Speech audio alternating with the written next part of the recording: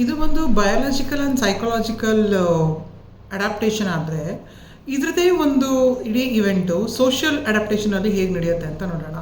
Actually I have two very important persons in my life and the one person has experience the loss of the son and the other person has experience the loss of the daughter. So ಇಬ್ಬರು ಪರ್ಸನ್ಸ್ಗಳು ತುಂಬ major trauma ಅಥವಾ painful ಇವೆಂಟ್ನ undergo ಆಗಿರೋವಂಥವ್ರು. When I had to experience, when I first time had to experience that losing of a very loved one, ಇಬ್ಬರು ಎಕ್ಸ್ಪೀರಿಯನ್ಸ್ಗಳು ಹೇಗಿತ್ತು ಅನ್ನೋದನ್ನು ಒಂದು ಸೋಷಿಯಲ್ ಕಂಡೀಷನಿಂಗ್ನಲ್ಲಿ ನಾನು ಹೇಳ್ತೀನಿ. Social conditioning on psychological adaptability ಹೇಗಾಗಿರುತ್ತೆ ಅಂತ. The one person had completely lost that emotional connection.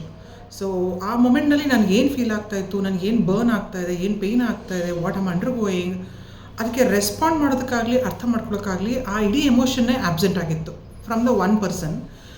ಇಂಟ್ರ್ಯಾಕ್ಷನ್ನು zero ಆಗಿತ್ತು, ನಮ್ನೆಸ್ ಆಗಿತ್ತು. For me it was a kind of emotional paralysis from that person. ಈಗ ನಾವು ಪ್ಯಾರಲೈಸ್ಡ್ ಆಗಿರೋ ಮನುಷ್ಯನ ಓಡು ಅಂದರೆ ಆಗುತ್ತಾ? ಆಗಲ್ಲ, ಓಡೋಕ್ಕಾಗಲ್ಲ. ಹಾಗೆ ಆ ಕಡೆಯಿಂದ ಒಂದು ಆ ಎಮೋಷ್ನಲ್ ಕನೆಕ್ಷನ್ನು, ಸಪೋರ್ಟು ಅದು ಬರಲಿಲ್ಲ. ಸೊ ಅದು ನಾನೀಗ ಮುಂಚೆ ಏನು ಹೇಳಿದೆ, ಆ ಸೈಕಲಾಜಿಕಲ್ ಅಡ್ಯಾಪ್ಟೇಷನ್ನು ಅದಕ್ಕೆ ಕರೆಕ್ಟಾಗಿ ಅಪ್ಲಿಕೇಬಲ್ ಆಗುತ್ತೆ. ಬಟ್ ಇದಕ್ಕೆ ಒಂದು ಹೆಜ್ಜೆ ಫರ್ದರ್ ಇನ್ನೊಂದರ ಅಡಿಷನ್ ಏನು ಮಾಡಬೇಕು ಅಂತಂದರೆ, ಸೋಷಿಯಲ್ ಅಡ್ಯಾಪ್ಟೇಷನ್ನು ಎಷ್ಟು ಚೆನ್ನಾಗಿ ಒಂಥರ ಮಾಡಿಫೈಡ್ ಆಗಿ ಆಗಿರುತ್ತೆ, ಒಂದು extra level, maybe pro max ಅಂತಾರಲ್ಲ ಆ ಲೆವೆಲ್ನಲ್ಲಿ ಹೇಗಾಗಿರುತ್ತೆ ಅಂತಂದರೆ, the other person who had lost the daughter, she cried with me, she had the tears, she felt my burns, she underwent every emotion that I was undergoing. ಅದು ಎಷ್ಟು stabilise ಮಾಡ್ತು ನನ್ನನ್ನು ಅಂತಂದರೆ, it's not I am alone ಅನ್ನೋ ಒಂದು feeling ಕೊಡ್ತು.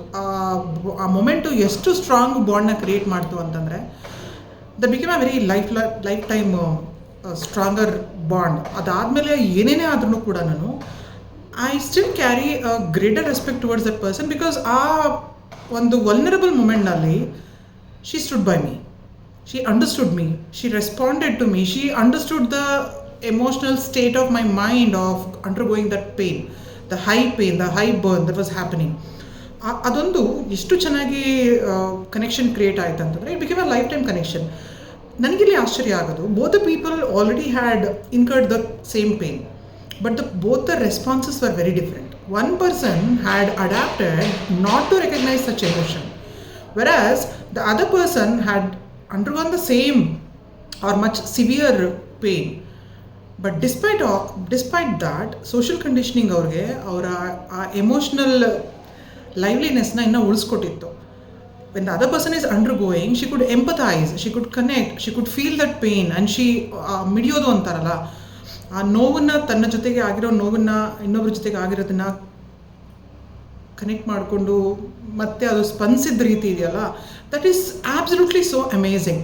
ಅಂದರೆ that is what social adaptation level, the next level ಅಂತ ನನಗನ್ನಿಸ್ತು.